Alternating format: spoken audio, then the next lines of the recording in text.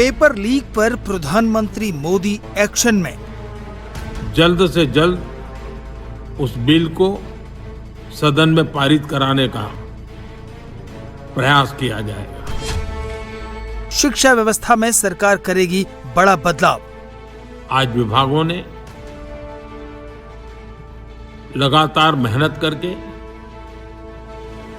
देर रात मुझे मुसद्दा भी दे दिया। पेपर लीक रोकने के लिए ऐतिहासिक कानून बनने वाला है। फास्ट ट्रैक कोर्ट और कठोर सजा के प्रावधान के साथ का ये मुसद्दा कल कैबिनेट में चर्चा होगी। एजुकेशन सिस्टम में बड़े सुधार की शुरुआत। जल्द से जल्द उस बिल को सदन में पारित कराने का प्रयास किया जाएगा। सरकार ने शिक्षा क्षेत्र में बड़े बदलाव का ऐलान कर दिया है। पीएम मोदी के इस भरोसे का असर भी दिखने लगा है। पीएम की अपील के फौरन बाद 25 दिन से भूख हड़ताल कर रहे सोनम वांगचुक ने अपना अनशन खत्म कर दिया है और अगले 24 घंटे में सरकार बड़े कदमों की तैयारी में है। पीएम मोदी ने साफ कर दिया है कि जो होने वाला है उसकी पूरी तैयारी हो चुकी है। फ्रेंड्स, मैं जानता हूं कि पेपर लीक एक कोई मामूली विषय नहीं है। लाखों विद्यार्थी और उनके अभिभावकों के लिए बहुत ही पीड़ादायक है और इसलिए पेपर लीक घटना से अब तक पिछले 2.5 महीनों में अनेक विध कदम उठाए गए। गुनहगारों को पकड़ा गया है, वे जेल में पड़े हैं। हमारा सबसे महत्वपूर्ण जिम्मा था कि विद्यार्थियों का 1 वर्ष बर्बाद न हो। तत्काल परीक्षाएं लेना बहुत जरूरी था। सरकार ने अभी पूरी शक्ति का उपयोग करके कम से कम समय में 22 लाख जितने विद्यार्थियों के एग्जाम हो जाएं, इसका प्रबंध किया। और अभी 5-6 दिन पहले 19 तारीख को रिजल्ट भी आ गया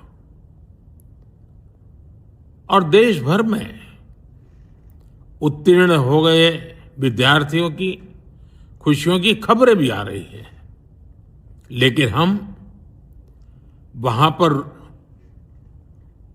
संतोष मानने वाले लोगों में से नहीं है और इसलिए मैंने आज फास्ट ट्रैक कोर्ट के लिए विभागों को निर्देश दिए थे। आज विभागों ने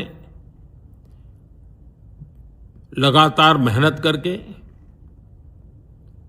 देर रात मुझे मुसद्दा भी दे दिया। फास्ट ट्रैक कोर्ट और कठोर सजा के प्रावधान के साथ का ये मुसद्दा कल कैबिनेट में चर्चा होगी। कैबिनेट के साथियों के सुझाव के बाद उसका अंतिम रूप दिया जाएगा और सोमवार से संसद का दूसरा सप्ताह शुरू हो रहा है। तब जल्द से जल्द उस बिल को सदन में पारित कराने का प्रयास किया जाएगा।